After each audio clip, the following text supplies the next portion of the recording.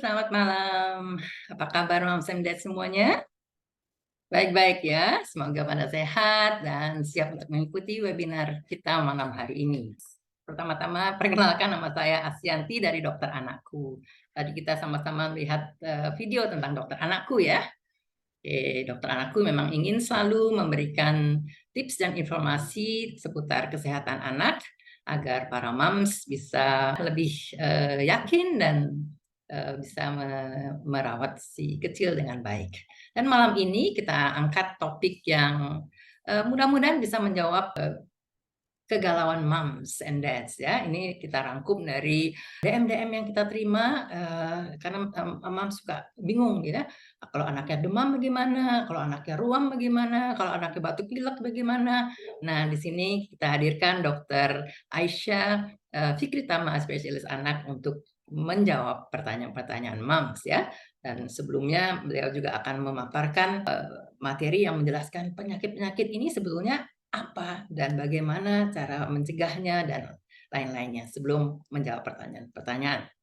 Baik, kita segera mulai. Sebelumnya saya bacakan dulu profil dari Dokter Aisyah.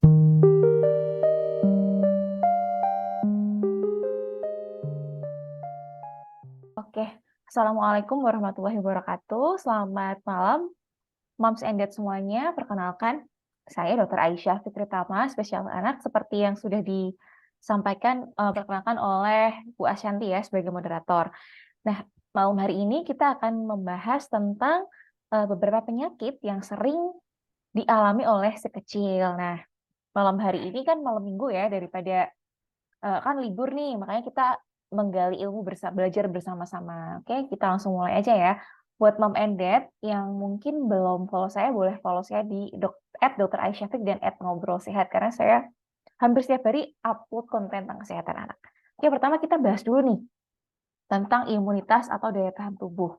Imunitas itu adalah kemampuan tubuh untuk bertahan melawan benda asing, seperti virus, bakteri, jamur, dan tentunya ini bisa mengakibatkan kerusakan fungsi tubuh. Jadi daya tahan tubuh itu bisa kita dapatkan sendiri secara alami ataupun dari vaksin atau imunisasi. Gitu ya. Jadi kayak tentaranya tubuh kita gitu. Selanjutnya, nah, kenapa sih anak-anak sering sakit gitu? Karena anak-anak terutama usia yang di bawah 5 tahun ya, itu sistem imunitasnya belum sempurna dan belum sekuat orang dewasa. Apalagi mereka belum ngerti dan belum begitu peduli sama kebersihan sekitar. Kalau misalnya masih fase oral, apalagi ya semua benda aja dimasukin ke mulut ya kan. Semua benda-benda yang bahkan tidak untuk dimakan itu mereka pasti mengenalinya dengan cara dimasukkan ke mulut. Itu sangat wajar ya. Anak-anak pun juga belum atau masih kesulitan membedakan mana yang bersih dan mana yang kotor. Akhirnya mereka pun jadi lebih rentan terkena penyakit. Nah, ini menjadi alasan kenapa anak kecil itu lebih gampang sakit. Karena mereka juga banyak dihadapkan dengan bakteri dan resiko untuk sakit pun menjadi lebih tinggi. Sedangkan kembali lagi imunitas mereka belum sempurna gitu. Terus caranya bagaimana menjaga daya tahan tubuhnya tetap kuat?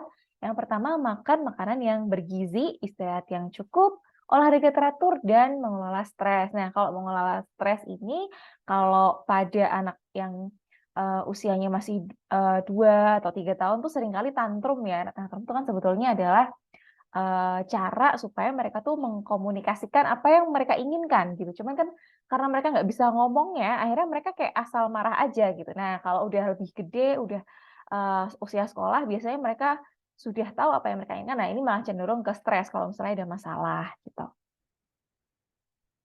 Nah, makanan yang bergizi itu kayak gimana sih, Dok? Gitu. Ada makanan pokok, sumber karbohidrat berupa nasi, kentang, jagung, umbi-umbian, seperti itu. Lauknya apa aja? Ada protein. Nah, kita tahu sumber protein itu ada daging, ada ikan, ayam, telur, lele. Nah, ini penting banget ya. Dan jangan lupa lemak. Lemak juga. Jadi lemak tuh ada di biasanya lemak tuh akan membersamai dari protein hewani. Jadi misalnya mom itu memberikan ayam dengan kulitnya. Nah, kulitnya itu sudah ada lemaknya gitu. Atau misalnya ayam goreng itu juga sudah mengandung lemak gitu. Nah, kemudian sayuran dan buah itu adalah sumber dari vitamin dan mineral dan juga serat.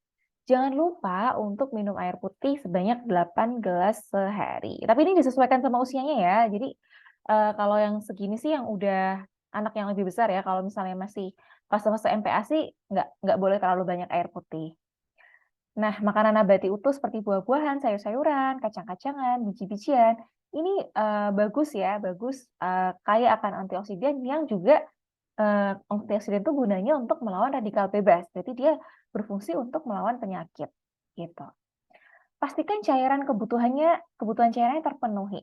Jadi kebutuhan cairan setiap anak tuh bervariasi ya, tergantung berapa usianya dan berapa berat badannya. Nah, ini berbeda sama kita nih yang orang dewasa. Kalau kita orang dewasa maka akan dipukul rata sekitar 2.000 sampai 2.500 mililiter dalam sehari. Makanya kan dikasih taunya adalah minumlah air putih sebanyak 2 liter per hari karena itu sesuai dengan kebutuhan cairan kita. Nah, kemudian secara umum itu dibagi seperti ini ya. Kalau umurnya 7 sampai 12 bulan 2 sampai 3 gelas. Kalau misalnya 1 sampai 3 tahun 1,3 liter dan seterusnya. Nanti bisa dibaca sendiri ya, Moms. Nah, kemudian untuk istirahat dan tidur yang cukup. Nah, kalau misalnya si kecil supaya si kecil tidak gampang sakit, tentunya harus istirahat dan tidur yang cukup ya. Karena kalau misalnya begadang, itu juga bisa menurunkan imunitasnya ya. Karena di sini kurang tidur itu bisa menghambat produksi sitokin. Sitokin itu adalah protein yang berfungsi untuk melawan infeksi dan meredakan peradangan. Jadi kalau sitokinnya nggak ada, siapa yang mau melawan reaksi-reaksi peradangan? Nah, tentunya ini bisa membuat daya tahan tubuh anaknya melemah dan jadi gampang sakit. Usia 3-5 tahun 10-13 jam, 6-12 tahun 9-11 jam. Remaja hampir sama kayak kita ya, 8-10 jam. Jangan lupa imunisasi. Tadi sudah saya jelaskan di awal bahwa imunitas tubuh itu kita dapatkan secara alami dan buatan. Kalau buatan kita dapatkan dari imunisasi. Nah, imunisasi anak itu sangat penting ya. Kalau sekarang ada imunisasi yang wajib dari pemerintah, ada yang dari Ikatan Dokter Anak Indonesia. Bedanya apa? Ini nggak usah bingung-bingung ya, Mom and Dad. Kalau yang pemerintah jelas itu yang wajib, itu yang disubsidi. Namanya juga subsidi, berarti kan sesuatu yang dibantu oleh pemerintah, yang ditanggung pemerintah. Ya, pemerintah sudah sangat baik hati ya. Sekarang sudah ada vaksin rotavirus, vaksin PCV yang dulunya itu tidak ditanggung oleh pemerintah, sekarang sudah diberikan untuk bayi-bayi yang lahir di tahun 2023. Nah, tetapi kalau namanya subsidi kan berarti tidak semua bisa tercover. Jadi untuk anak-anak mom and dad yang mungkin tidak terlahir di tahun 2023, maka lengkapi imunisasi yang tambahan yang dianjurkan oleh Ikatan Dokter Anak Indonesia. Yang terbaru yaitu tahun 2023. Mohon maaf, ini saya salah ketik ya, harusnya 2023. Gitu. Jadi ada 6 imunisasi dasar yang diperlukan, yaitu campak, MMR, polio, BCG, DPT, dan juga hepatitis B. Nah, ini juga nggak kalah penting, cuci tangan. Ini sangat sepele ya sebenarnya, tetapi ternyata efeknya luar biasa ya. Jadi setelah dan sebelum makan itu harus cuci tangan, setelah buang air besar, kemudian setelah memegang benda-benda yang kotor, terutama anak-anak ya, kalau pakai bahasa oral, itu kan sukanya telosoran ya, kalau orang Jawa bilang ya. Atau semua benda-benda dimasukin ke dalam mulut, padahal benda-benda itu belum tentu bersih gitu. Jadi biasakan untuk mencuci tangan, atau Moms bisa bekali anak dengan hand sanitizer yang bisa digunakan sewaktu-waktu supaya kalau misalnya emang nggak ada air, bisa kita pakai hand sanitizer. Rutin memeriksa kesehatan anak ke dokter. Nah, nih, pergi ke dokter bukan hanya ketika anak sedang sakit ya. Mom and Dad juga perlu memeriksakan kesehatan tubuh anak secara berkala. Nah, kemungkinan mungkin bisa aja terjadi gejala penyakit yang disepelekan yang mungkin Mom and Dad nggak tahu. Nah, ini bisa ditemukan oleh dokter. Kemudian yang kedua, kesehatan anak itu harus dipastikan secara medis dan tidak dianjurkan untuk melakukan self-diagnose ya. Atau misalnya googling nih, misalnya anaknya apa ya? Misalnya anaknya beratnya nggak naik-naik, terus googling aneh-aneh, terus kepikiran kanker misalnya. Terus udah langsung overthinking lah, begini begitu, atau membanding-bandingkan dengan anaknya tetangga, anaknya temennya, kayak gitu. Padahal setiap kondisi anak tuh berbeda-beda, kita nggak bisa nyamain gitu ya. Yang ketiga, ketika anak sakit, Mom and Dad juga tidak boleh memaksakan dokter untuk memberikan antibiotik atau melakukan tes pencitraan. Nih, seringkali saya kalau di tempat praktek, anaknya orang tuanya datang dengan anaknya dengan keluhan batuk pilek. Dokter, ini kenapa anak saya nggak di ronsen ya gitu, nggak di ronsen dada gitu. Lah, padahal kan yang namanya ronsen dada itu ada indikasinya ya, Mom and Dad. Jadi kalau misalnya datang dengan sesak nafas atau memang kita ada indikasi misalnya dari suara nafasnya ada tambahan atau bagaimana, nah itu kita akan melakukan pemeriksaan ronsen untuk penunjang diagnosa. Tetapi kalau hanya batuk pilek biasa gitu, itu tidak perlu gitu. Jadi memang mohon hargai atau hormati dari keputusan dokter. Jadi tidak diperkenankan untuk ibaratnya apa ya, menyetir dokternya gitu kan. Tapi kalau mau bertanya silahkan, itu sangat diperbolehkan. Yang keempat adalah penyakit yang sering terjadi pada anak disebabkan oleh virus. Nih yang lagi hits kemarin anaknya Raffi Nagita tuh, si Rayanza kena adenovirus. Jadi kalau misalnya diberikan antibiotik, kan kalau virus itu dikasihnya bukan antibiotik ya, kalau antibiotik itu anti kuman gitu atau bakteri. Jadi setiap penyakit ada obatnya masing-masing. Jadi tidak semua perlu diberikan antibiotik. Tanda anak perlu dibawa ke dokter saat demam, diare, dan batuk pilek. Satu, ini demam yang paling sering ya dialami oleh anak-anak ya. Jadi usia anaknya kurang dari 3 bulan, terus anaknya usianya 3 sampai 36 bulan, demamnya lebih dari 3 hari. Kemudian anaknya umurnya 3 sampai 36 bulan atau berarti kan di bawah 3 tahun ya. Dan itu demamnya tinggi, lebih dari sama dengan 39 derajat Celcius. Semua anak yang demamnya lebih dari 40, wah ini bahaya banget mengalami kejang nih ya, menyentuh subthermal point nih. Kemudian anak semua usia dengan kejang demam. Jadi kalau kejang demam meskipun baru sekali itu wajib dibawa ke IGD ya, Mom and Dad, karena kita perlu melakukan evaluasi. Kemudian anak semua usia yang demamnya berulang lebih dari 7 hari, walaupun demamnya itu hanya berlangsung beberapa jam aja. Misalnya dia dari ini kan sekarang hari Sabtu ya. Misalnya dari hari Sabtu sebelumnya dia udah demam.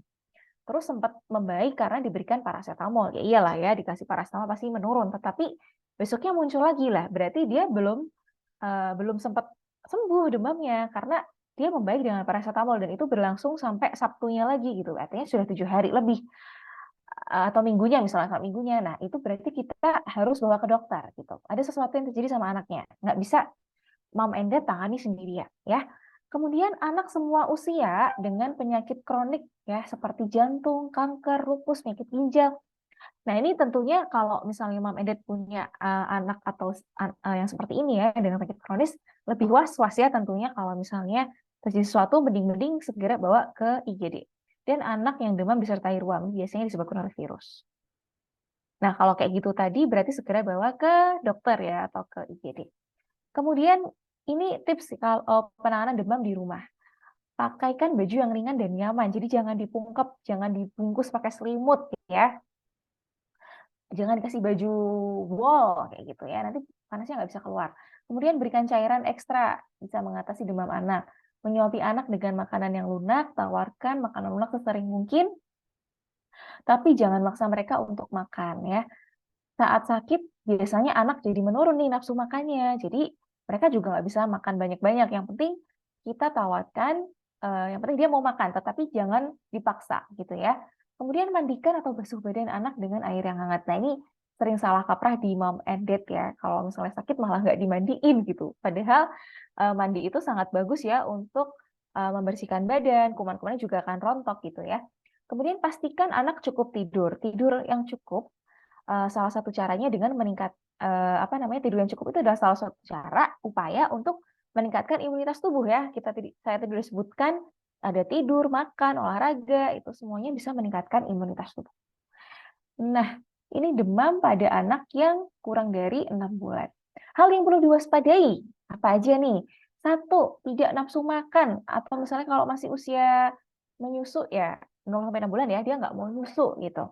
Muncul ruam di kulitnya, kemudian anaknya muntah atau diare, anaknya tampak lesu, tidak bersemangat waktu diajak main, tidak responsif ya, murung gitu kan, diem aja, padahal biasanya lari ke sana kemari gitu kan.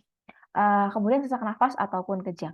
Kalau ditemukan tanda-tanda ini, maka sebaiknya segera bawa ke IGD atau ke dokter deh. Pokoknya cari pertolongan, jangan ditangani sendiri. Apalagi kalau udah kejang, waduh harus bawa ke IGD ya. Demam pada anak usia kurang dari 6 bulan ini lanjutannya ya. Jadi kenapa sih kok harus segera dibawa ke IGD dok gitu? Karena demam juga dapat memicu dehidrasi seperti mulut kering, tidak ada air mata saat menangis. Gimana ceritanya itu? Nangis tapi nggak keluar air matanya. Oh berarti dia benar-benar kekurangan cairan kan kayak gitu. Kemudian jarang atau tidak buang air kecil sama sekali. Nih misalnya normalnya manusia itu PAK buang air kecil tuh 4 sampai 6 kali sehari. Kalau misalnya mom and dad kalau masih pakai pampers ya, ini nggak dari pagi sampai malam kok nggak pipis ya dok ya. Nah ini berarti tanda-tanda dehidrasi juga. Ini sambil kita cocokkan dengan klinis pasien ya, misalnya anaknya kelihatan lemes kayak gitu, berarti memang dia kemungkinan udah dehidrasi. Kemudian jika demam bayi disertai dengan beberapa tanda di atas ya yang tadi disebutkan, terutama kalau kurang dari 3 bulan, nah ini kan rentan banget ya, masih baby ya. Jadi segera bawa ke dokter. Biasanya dokter akan memerlukan tes darah, tes urin ya, atau ronsen torak untuk menunjang diagnosa apakah ini mengarah ke infeksi serius seperti meningitis dan pneumonia. Nah, kemudian penyakit yang sering dialami anak yang lain adalah sembelit. Sembelit itu apa sih? Sembelit itu konstipasi ya, adalah gangguan pencernaan yang umumnya sering terjadi pada anak. Ketidakmampuan melakukan evakuasi. Evakuasi itu memindah. Jadi dari usus besar kan kita makan tuh dari mulut turun ke kerongkongan, turun ke lambung, turun ke usus halus, ke usus 12 jari dan seterusnya sampai ke usus besar gitu ya. Nah, terus kalau misalnya sembelit itu berarti dia nggak bisa dievakuasi atau sulit ya mengalami evakuasi dari usus besar ke anus ya, keluar gitu ya secara sempurna. Biasanya frekuensi BAB-nya jadi jarang, terus kalaupun bisa BAB tapi kok mengeras ya BAB-nya gitu sampai ngeden-ngeden, sampai mengejan anaknya gitu. Sampai kesakitan, kadang-kadang sampai berdarah. Nah, itu berarti artinya anak mengalami sembelit. Penyebab sembelit ini banyak sekali ya, mom and dad bisa karena alergi susu sapi atau karena makanannya yang kurang serat, kurang minum air putih, banyak penyebabnya. Nanti akan saya jelaskan. Usia yang paling sering itu usia 2-3 tahun karena mereka sedang belajar toilet training. Nah, jadi penting sekali ya untuk mengajarkan toilet training di usia dini gitu. Penyebab sembelit nih disebutkan ya, ada yang kurang asupan serat. Serat itu dari sayur dan buah atau malah terlalu banyak minum susu. Kurang minum air putih. Nah, ini kalau misalnya habis makan, di antara makan tuh sebaiknya kasih air putih ya, mom and dad gitu. Terus kurang olahraga, nggak pernah gerak, cuman tidur-tiduran aja. Itu juga bikin sembelit ya. Kemudian efek samping dari obat-obatan tertentu ya. Kemudian adanya makanan yang tidak higienis gitu. Terus mencegahnya bagaimana dok? Nah, tentunya kita memberikan makanan yang kaya akan serat.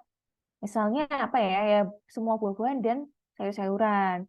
Nah, kecuali kalau kayak salak atau pisang justru dia akan menyebabkan konsistensinya malah naik ya. Jadi lebih baik buah-buahan yang lebih berair gitu.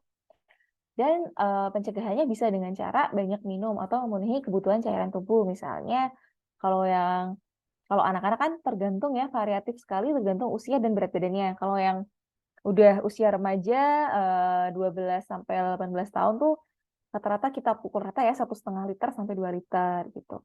Kemudian mengajak anaknya beraktivitas tadi ya, kalau misalnya nggak pernah gerak itu juga ternyata bisa menyebabkan sembelit gitu. Makanya ajak anak untuk tetap beraktivitas dan biasakan anak untuk ke toilet. Jadi anak harus tahu kapan dia ngerasain pipis, kapan dia pengen ngerasain ke belakang atau BAB gitu. Jadi ini penting sekali untuk melatih toilet training.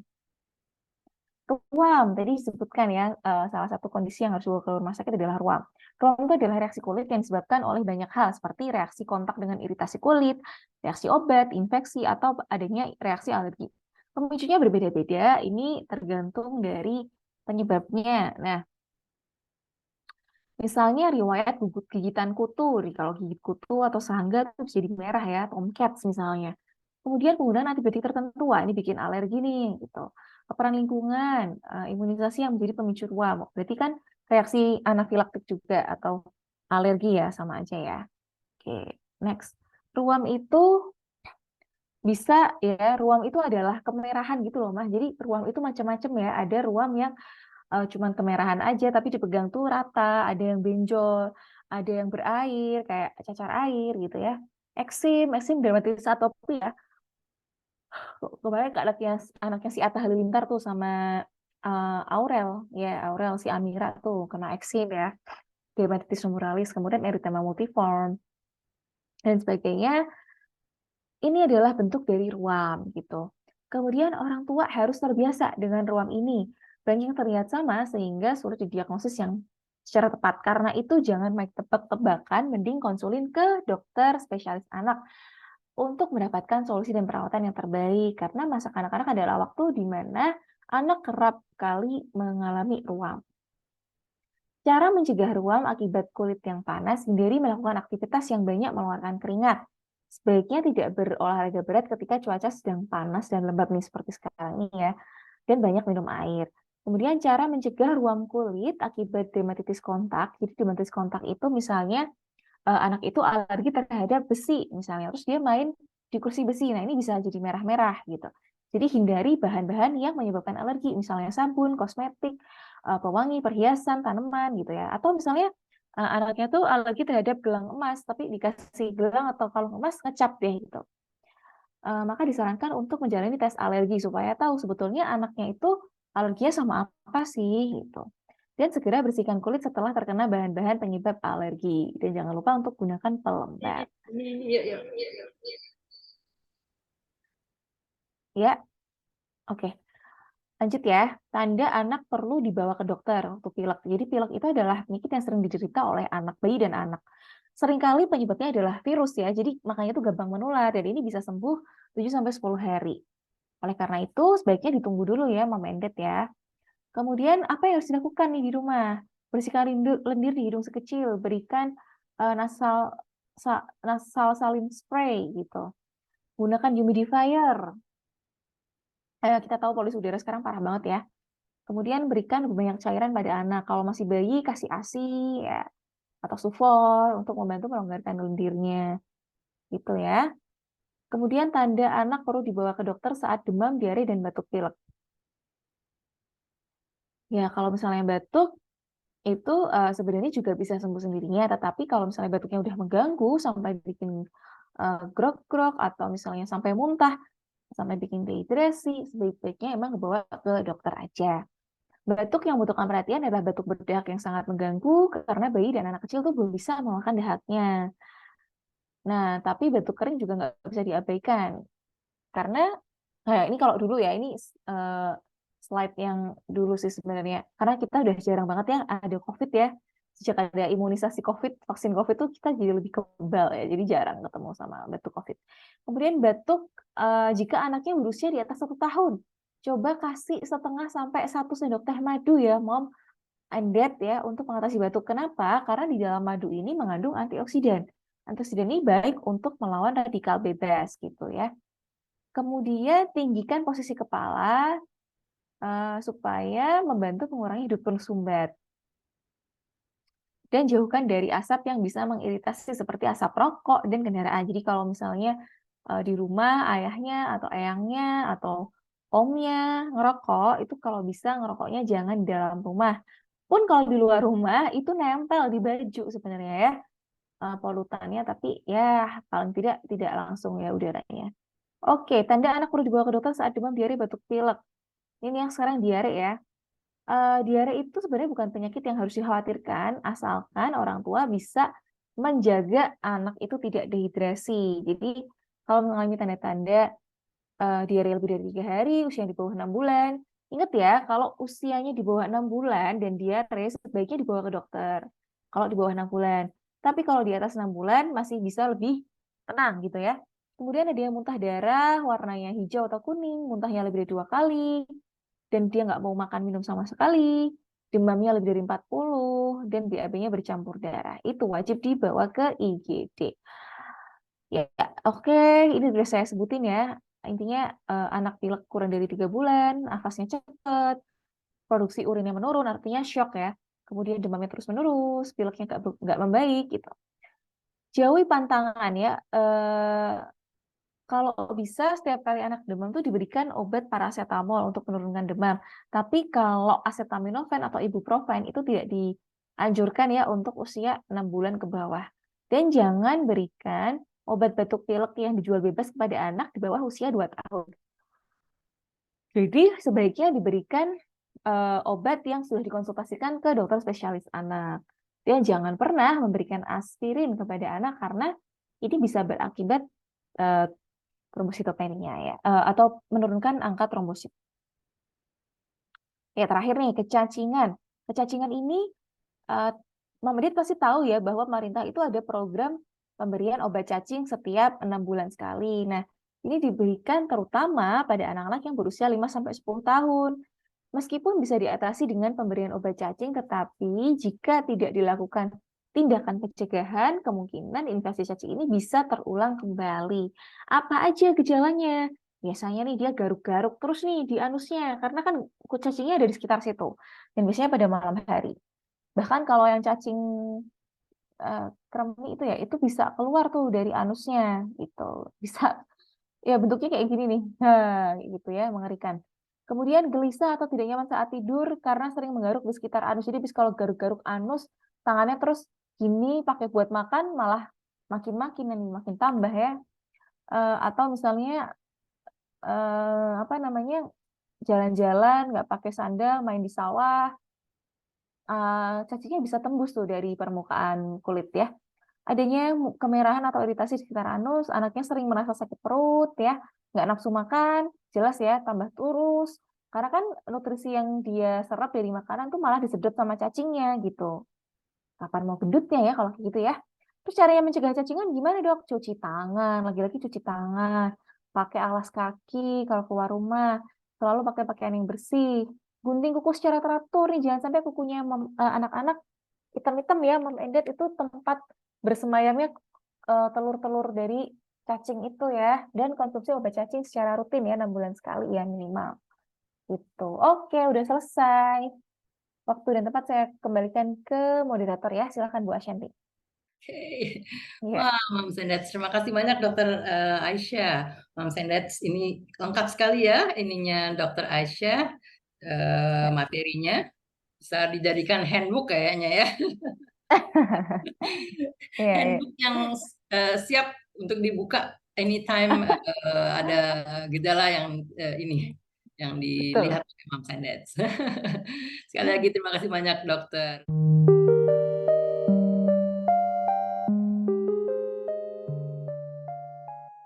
Kita lanjut Ya. ya, Dok. Kita ke pertanyaan-pertanyaan. Yang pertama nih tentang batuk pilek dan vaksin flu ya dari Ibu Mm, Megawati Wijaya.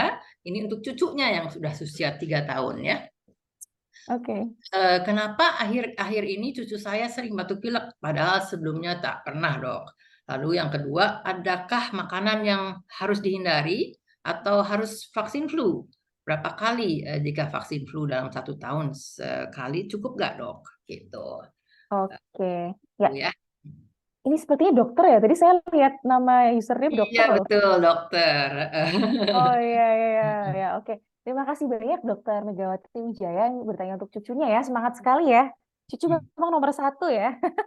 Oke, saya jawab pertanyaannya. Kenapa kok akhir-akhir ini anaknya, cucunya jadi lebih gampang batuk pilek, padahal kemarin-kemarin enggak gitu ya. Nah, ini kita lihat lagi nih, apakah cucunya sekarang udah dititipin di daycare gitu kan. Dulu biasanya cuma dikungkung di rumah gitu. Sekarang dititipin di daycare di mana dia ketemu orang banyak, ketemu miss-nya, ketemu anak-anak lain yang mungkin usianya lebih gede gitu. Di mana anak-anak lain kita nggak tahu ya, apakah ada yang sakit batuk pilek, adakah yang sakit apapun, bawa virus atau bakteri, atau eh, zat asing lainnya gitu.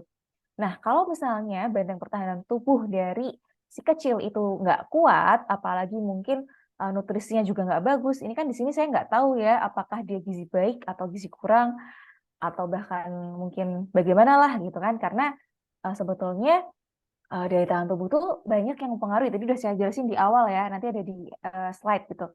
Jadi kalau misalnya dulu nggak pernah sakit, kok sekarang sakit dok? Berarti mungkin memang kita cuaca juga lagi ekstrim ya, tinggi sekali suhunya, panas gitu. Ini cenderung menyebabkan adanya badai sitokin juga di dalam tubuh. Kemudian itu tadi lingkungan, paparan lingkungan. Misalnya sebelum-sebelumnya pas masih umur 1-2 tahun nggak pernah ketemu orang, sekarang ketemu orang nih di daycare atau sekolah gitu. Jadi gampang ketularan. Dan juga polusi udara tentunya ya. Sekarang apa namanya, udara sudah tidak bersahabat lagi kalau misalnya di filter. Kalau misalnya kita cek itu ternyata sudah nggak layak, apalagi di Jakarta ya, langitnya sudah tidak biru lagi gitu. Nah ini tentunya juga nggak baik untuk si kecil. Atau misalnya di rumah ada yang rokok, atau misalnya ada yang bakar-bakar sampah, sebagainya, itu banyak sekali faktor yang bisa menyebabkan batuk pilek. Pertanyaan kedua, adakah makanan yang harus dihindari? Oke, makanan yang dihindari sebetulnya nggak ada ya, tapi kalau misalnya kalau bisa ya menghindari yang terlalu manis ya, apalagi yang mungkin menggunakan pemanis buatan atau pengawet, minum-minuman kemasan, itu tidak baik ya untuk diminum secara jangka panjang. Selain untuk bisa menyebabkan tenggorokan jadi gatal dan kering, itu juga tidak baik untuk ginjalnya ya kalau pengawet-pengawet itu. Terus pertanyaan selanjutnya lagi, apakah harus divaksin flu, Dok? Gitu. Ya, sebaiknya divaksin flu kalau misalnya umurnya di bawah 6 bulan, itu kita berikan, kita mulai berikan usia 6 bulan ya, 2 dosis ya. Jadi jaraknya 1 bulan.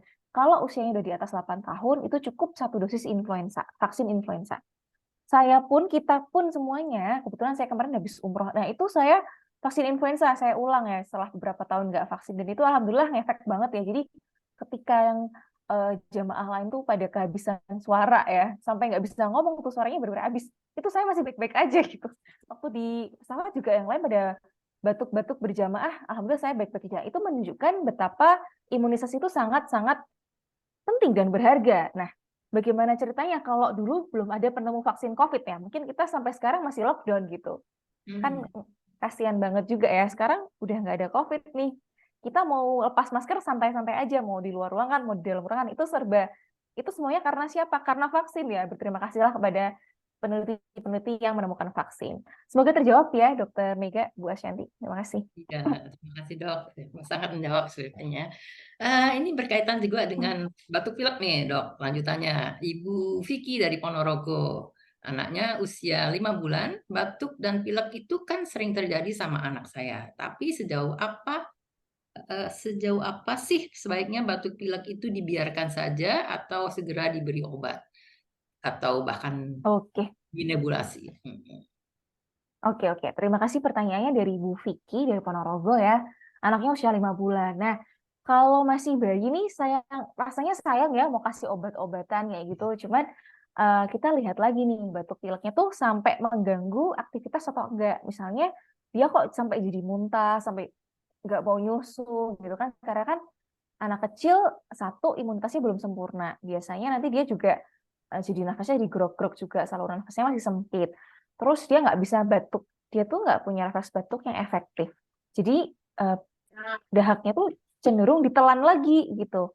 Ditelan lagi, nanti keluarnya di feses atau bahkan muntah. Jadi muntahnya muntah lendir gitu. Karena dia nggak bisa batuk kayak kita gitu yang ngeluarin dengan sadar untuk mengeluarkan dahak gitu. Nah, jadi sebaiknya kalau saran saya, coba teruskan dulu ASI-nya. Sebenarnya itu kan batuk pilek tuh bisa aja penyebabnya virus ya. Jadi sebetulnya ditunggu 3-5 hari itu akan membaik. Kalau misalnya nggak membaik, silahkan dibawa ke spesialis anak aja atau ke dokter gitu. Vaskes 1 boleh. Kalau perlu nebul atau enggak, itu mesti dilakukan pemeriksaan dulu nih. Kalau misalnya memang sampai mengganggu aktivitas banget, sampai tidurnya terganggu, bolehlah dikasih nebulisasi dengan normal salin aja, tanpa tambahan-tambahan yang lain. Tapi ini juga atas saran dokter ya, kalau bisa. Karena sebetulnya nebulisasi itu tujuannya untuk melonggarkan saluran nafas yang sempit. Misalnya pada anak asma. Asma itu kan saluran nafasnya menyempit ya, makanya dia sesek kayak gitu, sampai kedengaran suara wheezing atau mengi. Nah, itulah di situ indikasi dari nebulisasi. Tapi kalau cuma batuk pilek biasa, pada dasarnya tidak ada indikasinya untuk memberikan nebulisasi, kecuali atas saran dokter atau pertimbangan dokter. Oke, semoga terjawab. Baik, dok. Terima kasih. Begitu ya, Bu Vicky ya, dari Ponorogo. Kita lanjut ke topik tentang kolik ya, dan ada pertanyaan juga tentang probiotik. Dari Pak Dave, anaknya usia 2 tahun. Bagaimana penanganan nyeri kolik dan sembelit pada anak? Saya pernah diresepkan dari dokter anak, Sanmol dan probiotik. sudah diberikan makan tinggi serat, namun anak saya masih tetap mengeluh susah BAB. Bagaimana penanganan selanjutnya, Dok? Apakah ada batas dan aturan konsumsi probiotik pada anak-anak? Oke, oke. Terima kasih pertanyaan dari Pak Dev. Ya, jadi nyeri kolik itu kan nyeri perut ya sebenarnya. Kolik sama sembelit itu beda ya. Kalau nyeri kolik itu kan eh pernah nggak sih sakit banget gitu. Nah, ini biasanya disebabkan oleh satu penyakit misalnya intoleransi laktosa atau alergi susu sapi atau ya memang ada satu penyakit tertentu yang belum terdeteksi. Kalau sembelit tadi udah saya jelaskan, sembelit itu konstipasi adalah gangguan dari sistem pencernaan. Jadi gangguan dari evakuasi tinja.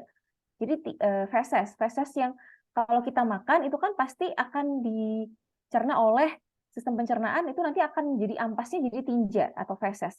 Nah, kalau misalnya anak itu nggak pernah makan atau kurang konsumsi serat dari buah-buahan dan sayur, terus kurang minum, pernah gerak gitu ya, itu bisa menyebabkan sembelit gitu.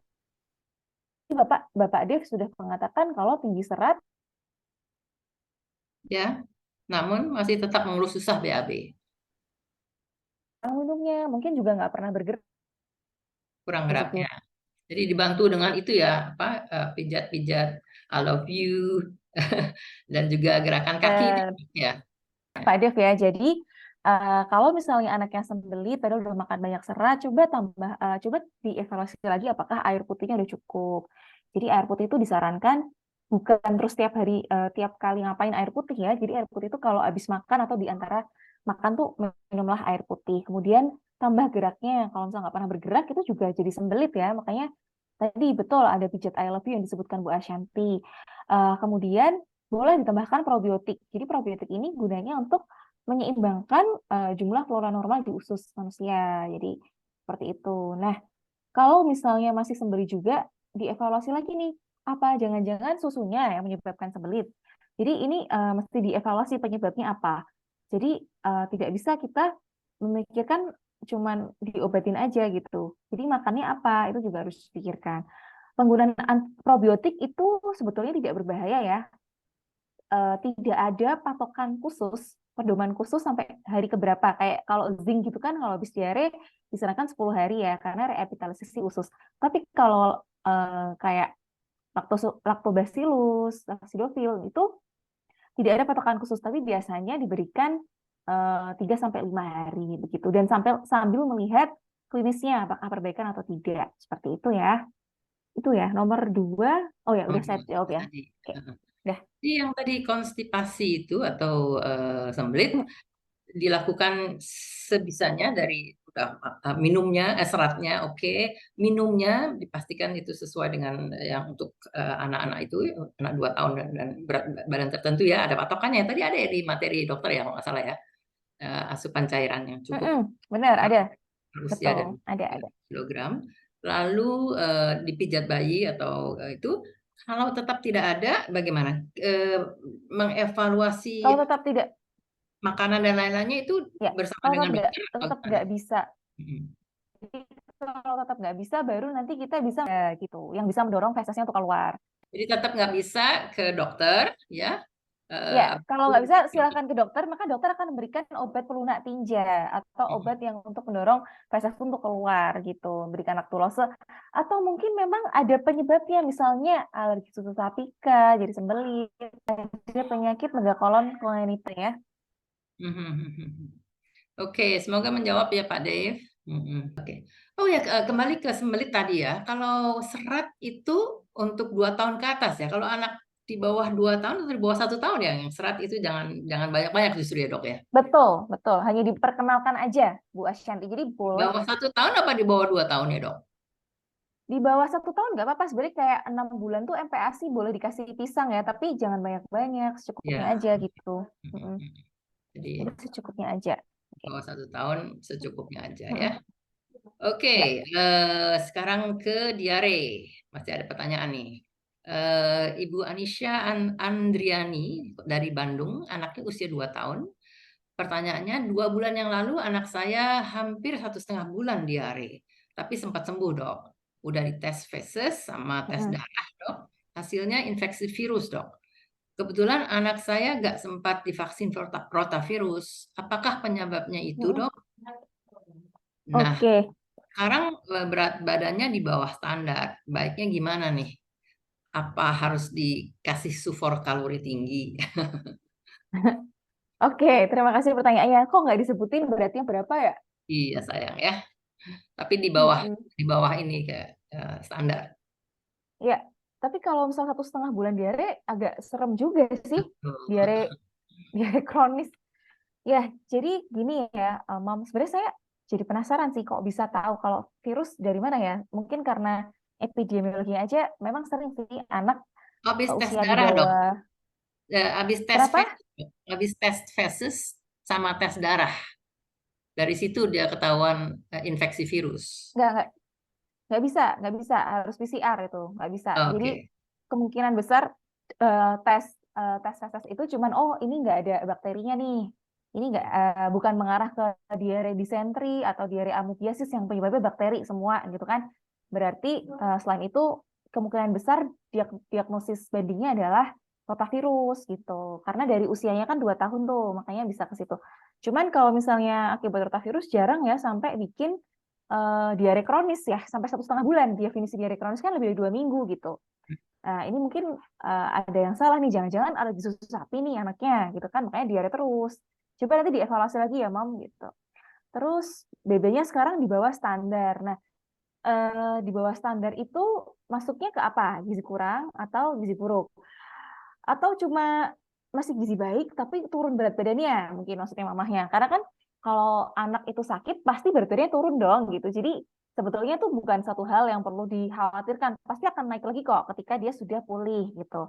Jadi eh, saya belum bisa memberikan advice ya apakah perlu susu tinggi kalori atau enggak. Tapi kalau betul gizi kurang, itu boleh diberikan susu tinggi kalori gitu. Tapi atas saran dokter anak. Karena susu tinggi kalori itu nggak bisa mom and dad beli di misalnya di Apotek apa juga ya? nggak bisa ya. Ya di Indomaret, aduh itu merek ya. Ya pokoknya lah Indomaret, Alfamart tuh nggak ada gitu. Jadi harus dibeli di apotek gitu atau ya di agen agen tertentu ya yang misal diarahkan dokternya gitu. Karena bahayanya adalah kalau misalnya overfeeding nanti malah jadi obesitas atau overweight gitu ya. Semoga Ya, terjawab ya. baik dok. Terima kasih banyak. Nah, itu kembali ke rotavirus dok. Kalau 2 tahun belum vaksin rotavirus, sebaiknya Mm-mm. divaksinkan segera atau bagaimana dok? Oke, ini pertanyaan bagus banget ya. Coba nanti Mam and Dad habis ini download jadwal imunisasi IDAI 2023. Nah, di situ ada tuh rotavirus. Di situ ada jadwal itu ada yang di blok kuning-kuning gitu. Cuman rotavirus aja yang nggak bisa dikejar. Cuman rotavirus yang tidak bisa di catch up. Jadi maksimal banget itu usia 8 bulan ya, itu dosis ketiga. Jadi dosis pertama tuh paling lambat usia 3 bulan. Kalau udah telat ya udah nggak boleh diberikan. Kenapa? Karena banyak banyak studi yang menyebutkan bahwa adanya resiko invaginasi. Invaginasi itu perlengkatan dari usus gitu. Jadi kalau udah lewat ya udah wassalam. Ya kita cuma bisa cegah aja. Jadi kalau sekecil masukin benda-benda ke dalam mulut ya dicuci lah tangannya atau titer-titer yang mainan-mainnya cuci dulu gitu ya. Ya makanya upayanya harus dilakukan yang lain karena imunisasinya udah nggak bisa dikasih lagi gitu ya. Jadi maksimum itu dosis ketiga malahan ya, maksimum di bulan ke-8 ya. Mm. Oke. Setelah itu nggak bisa lagi. Jadi mudah-mudahan Ya, dicegah saja ya, jangan sampai kena diare yang diare. parah. Bener banget. Oke, lanjut kita ke dermatitis ruam dan imunitas. Oke, Ibu Irfa dari Pemalang, usia anaknya 6 tahun. Dok, anak saya sejak usia 2 tahun didiagnosa punya daya tahan tubuh lemah. Apakah bisa disembuhkan? Nomor 2, sejak usia 2 tahun juga didiagnosa dermatitis atopik. Penanganan yang tepat untuk penderita dermatitis atopik bagaimana ya dok? Kalau musim panas gini muncul bintik-bintik di hampir seluruh tubuh, termasuk muka. Penanganan yang tepat bagaimana dok? Silakan dok. Oke, daya tahan tubuh lemah itu maksudnya gimana nih? Diagnosanya maksudnya imunodefinisi primer. Nah, ini nggak jelas ya sebenarnya pertanyaannya karena penyakit imunodefinisi primer itu benar-benar mau kita bilang itu sudah semua di screening nih kayak HIV/AIDS, hepatitis, terus TB, terus pneumonia, semuanya udah disingkirin, baru kita ke situ. Ini kenapa kok dia selalu sakit-sakitan? Nah, ini kita satu-satu disingkirin. Jadi saya rasa saya nggak bisa menjawab ini ya, karena nggak jelas gitu. Jadi pertanyaannya apakah bisa disembuhkan? Saya belum bisa jawab karena Iya. kasusnya tidak jelas. Apakah itu benar imunodefisiensi? Kalau betul imunodefisiensi itu sangat rentan sekali anaknya dan itu perlu suntikan khusus ya imunoglobulin kayak gitu. Nomor 2, sejak usia 2 tahun dermatitis atopi. Kalau misalnya panas, nah oke, dermatitis atopi itu adalah salah satu bentuk dari eksim ya. Kemarin kita sempat bikin ini ya, reels tentang Hari Eksim Sedunia gitu. Iya. Jadi eksim itu adalah bentuk dari dermatitis atopi itu adalah bagian dari eksim. Eksim itu adalah bentuk dari alergi. Alergi itu nggak bisa disembuhkan, bisanya kita kontrol, kita hindari pencetusnya. Nah, di sini pencetusnya berarti karena musim panas. Ini beneran dermatitis atopi atau keringat buntet atau biang keringat? Soalnya kayak jarang ya dermatitis atopi karena musim panas. Biasanya dermatitis atopi itu ya langsung keluar aja gitu. Bintik-bintik seluruh tubuh nih, kayak saya sanksi nih. Ini jangan-jangan biang keringat nih, miliaria nih, kayak gini. Iya. Kalau betul itu karena musim panas, biasanya karena cuaca ya, karena kita kan juga lagi ekstrim ya suhunya ya sekarang ya. Jadi Betul. sebisa mungkin memberikan pakaian yang bahannya tipis dan menyerap keringat seperti katun. Itu ya, semoga terjawab. Iya nih, saya sendiri juga itu tuh kulitnya sensitif dan memang ada dermatitis ya. Selama Mm-mm. banyak polusi ini, itu memang kulitnya sangat gatal. Dan saya lihat tipsnya dari dokter kulit adalah kayak Mm-mm. dikompres aja dengan air dingin. Itu akhirnya cool down sendiri, itunya merah-merah dok. Pelembab. Mm-mm. Jadi lumayan membantu itu ya. Betul. Jadi kalau dermatitis atopi itu yang penting adalah diberikan emolien atau Ya. pelembab gitu. Jangan hindari pencetusnya tentunya. Terkadang dokter akan meresepkan salep salep steroid gitu. Jadi kalau tipsnya ya kalau dari saya hindari pencetusnya, yang bisa diberikan kan pelembab. Tapi kalau salep kan harus dengan resep dokter Ya. gitu. Oke. Jadi pelembab itu sangat membantu. Jadi didinginin dulu, terus kulitnya lagi Mm-mm. lembab, dikasihkan lotion ya, body lotion. Mm-mm. Oke, masih berkaitan dengan ruam, ini Ibu Saskia dari Majalengka. Anaknya masih 8 bulan. Untuk menjaga daya tahan tubuh, kan diantaranya harus makan yang bergizi. Sedangkan jika anaknya nggak mau makan atau GTM gimana dok? Apakah daya tahan akan tetap kuat? Lalu bagaimana solusinya? Oke, terus yang Mm-mm. berkaitan dengan ruam, apakah ruam karena biang keringat itu boleh diberikan salep untuk bayi di bawah 1 tahun? Lalu bagaimana penanganannya di saat musim panas begini? Mirip sama yang Oke. atas. Ya, terima kasih pertanyaannya. Iya, kalau GTM itu kan sebetulnya adalah sesuatu yang dialami setiap hari ya. Tapi bukan tidak mungkin anaknya mau makan. Sebenarnya GTM itu penyebabnya misalnya lagi tumbuh gigi kan sakit, atau dia bosen makanannya itu aja, atau dia trauma sama makanan ya. Sebisa mungkin moms jangan menyerah itu. Kuncinya sabar dan konsisten sih sebenarnya. Jadi ada anak yang mungkin nggak suka nasi ya, mungkin kita mamanya bisa puter otak untuk gimana caranya nasi itu diubah jadi bentuk lain, misalnya jadi sushi atau dibikin goreng, nasi goreng atau gimana.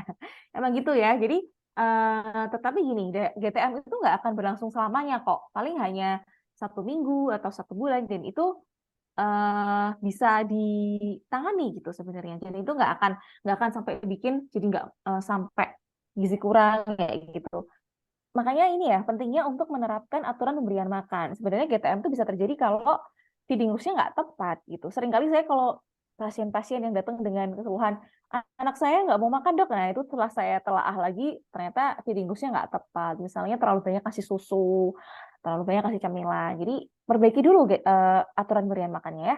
Yang kedua, ruam biang keringat itu boleh diberikan salep, boleh banget.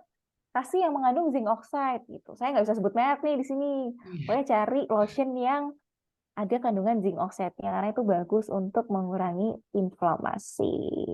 Dan tentunya tips yang lain adalah ya atur suhu ruangan, jangan jangan panas, kasih kipas angin, kasih AC.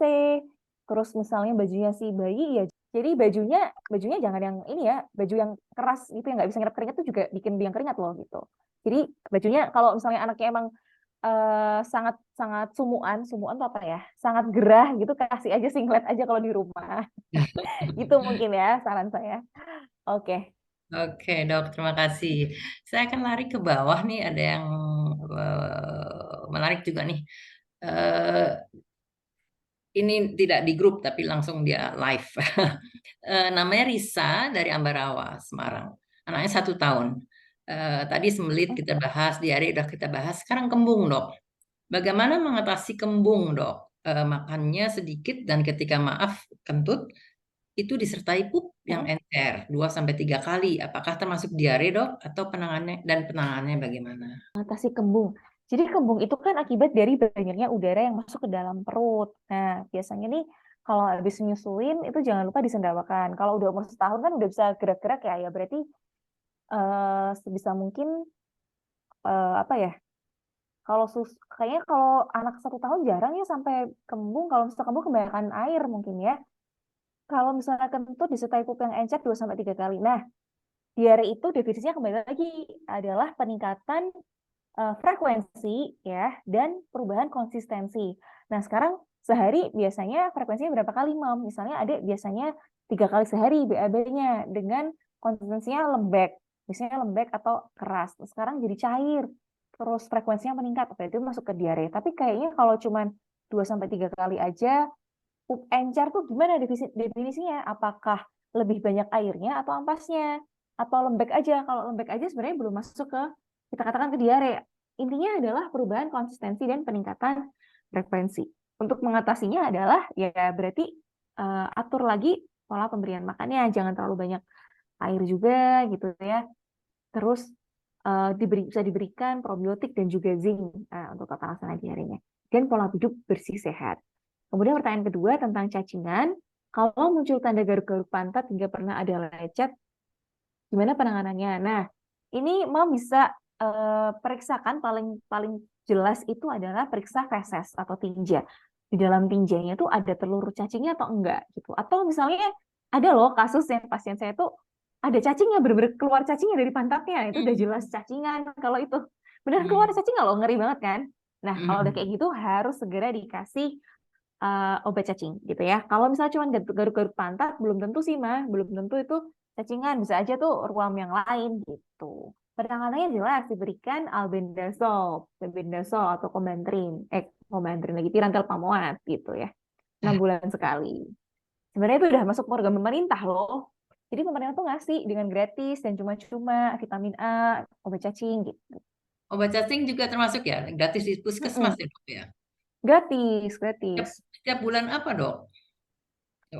Kalau nggak salah Februari Agustus juga sama ya. Oh, sama dengan vitamin A ya. Mm-mm. Oke. Mm-mm. Ayo Mam Sendet, ambil dong. Jangan jangan jangan tidak ya.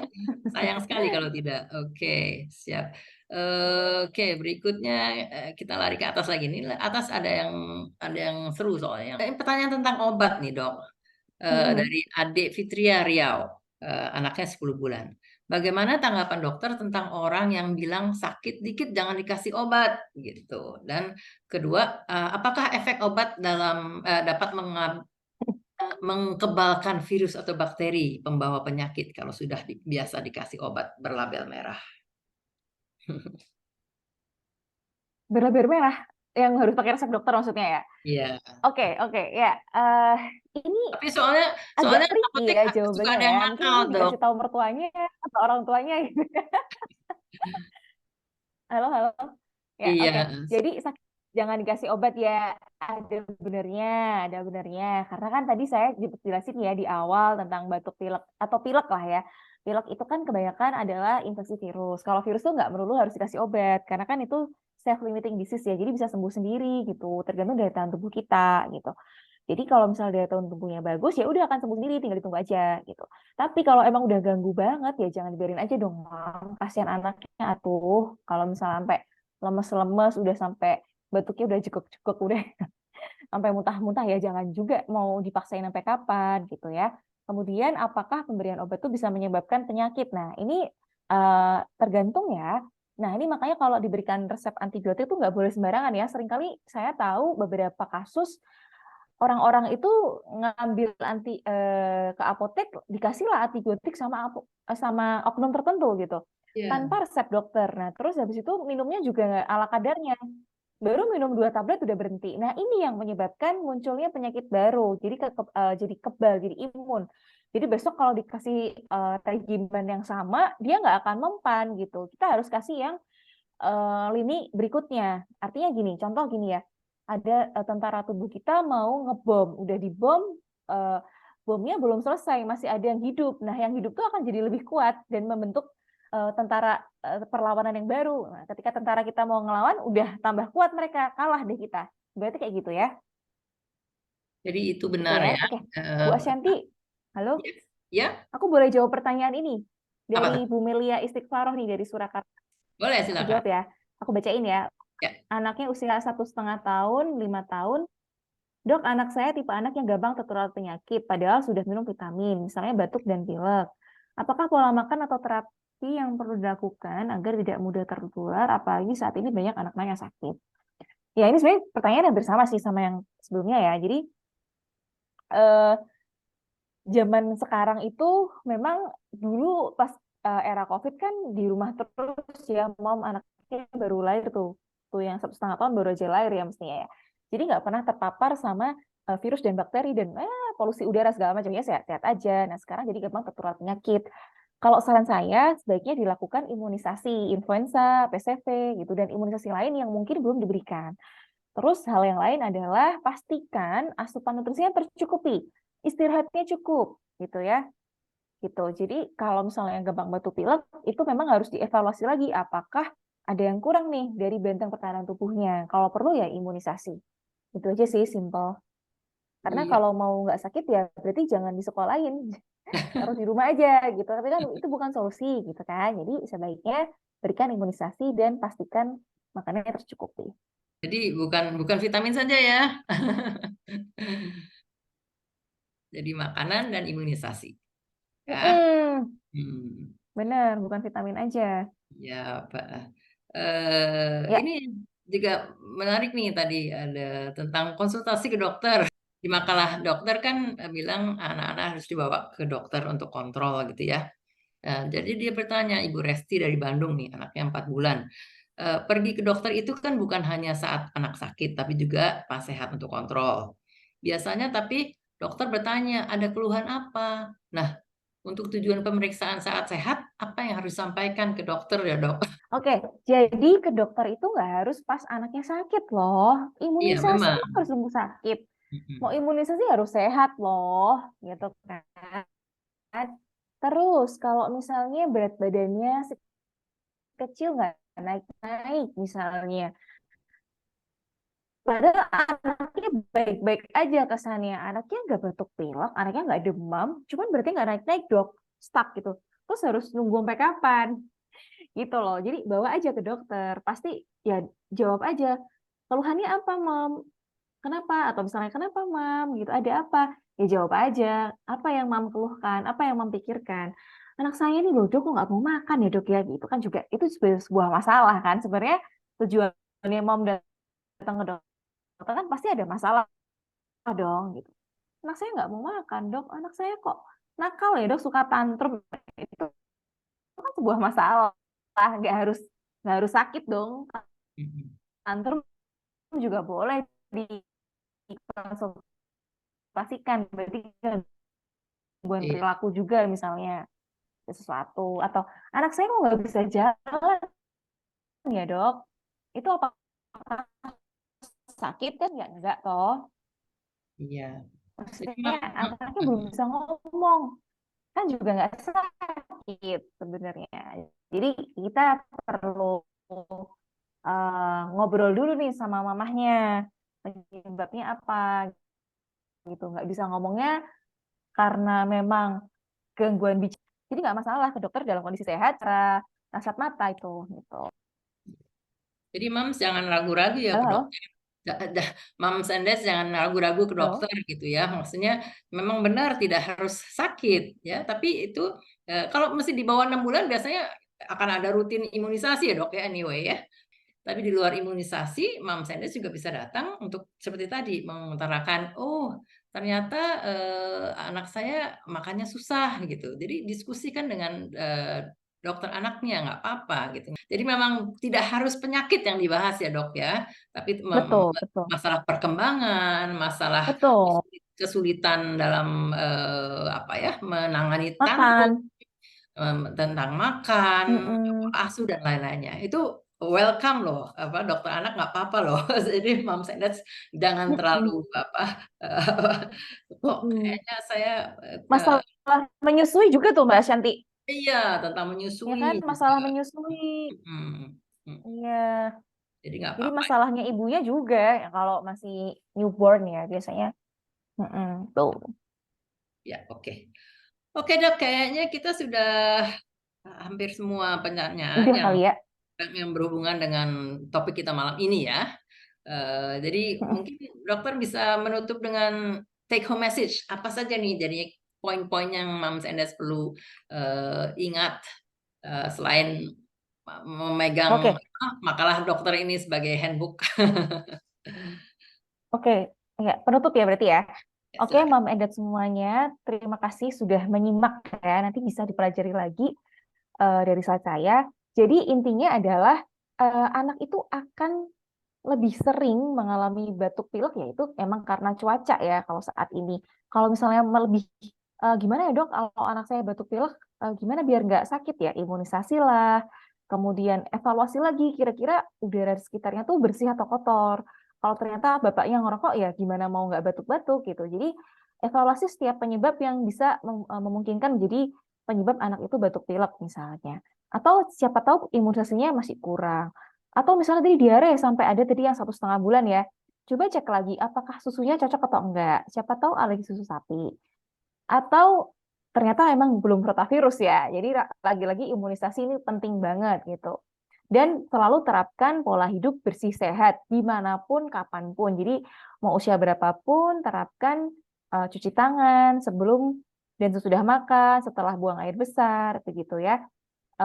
Dan penting banget untuk tidur, istirahat, terutama balita ya di bawah usia 5 tahun itu tidur itu adalah bagian yang sama pentingnya seperti makan dan minum karena bagian dari metabolisme dan biasanya masih butuh tidur siang nih kalau udah mulai usia sekolah itu udah nggak butuh tidur siang lagi. Jadi ini semua hal saling berkaitan. Jadi tidak melulu batuk pilek tuh pasti karena bakteri dan harus diobatin antibiotik enggak. Jadi bisa aja karena faktor lingkungan, cuaca, polusi gitu dan nggak perlu buru-buru dikasih obat juga gitu ya. Semoga bermanfaat ya.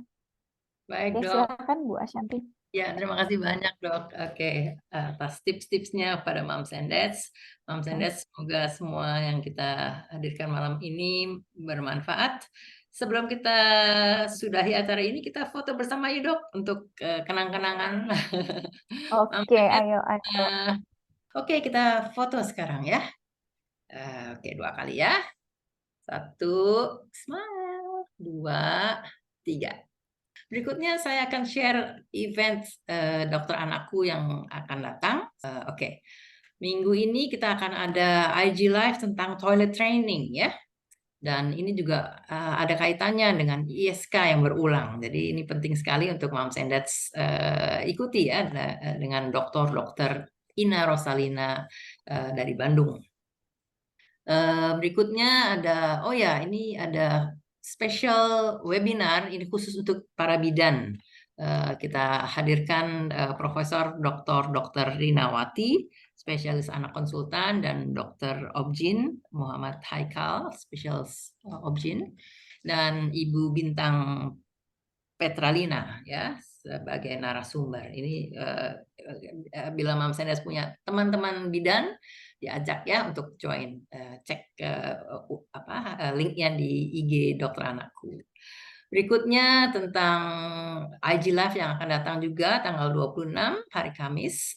Ini tentang perubahan iklim dan pengaruhnya terhadap si kecil ya. Jadi pasti berkaitan dengan apa yang kita diskusikan malam hari ini tadi ya. Dengan Dr. Reza Fahlevi tanggal 26. Dan itu tadi ya acara kita di bulan Oktober. Baik, dengan demikian selesai sudah acara kita malam hari ini. Sekali lagi terima kasih banyak pada Dr. Aisyah. Semoga kita bisa mengundang lagi Sama-sama. Dr. Aisyah. Jangan bosan-bosan ya untuk sharing and that's. Siap, insya Allah. Oke, Oke, sama-sama. oke. Selamat Dan malam ya semuanya. oke, Terima kasih ya, Mbak assalamualaikum. Shanti. Bye bye. Waalaikumsalam. Selamat beristirahat. Dadah. Ya, Mams and Dad, saya juga ucapkan terima kasih banyak. Mohon maaf jika ada kekurangan-kekurangan. Semoga kita bisa ketemu lagi di acara berikutnya. Bye-bye. Assalamualaikum warahmatullahi wabarakatuh. Dadah. Waalaikumsalam warahmatullahi wabarakatuh. Izin live ya. Silakan dok.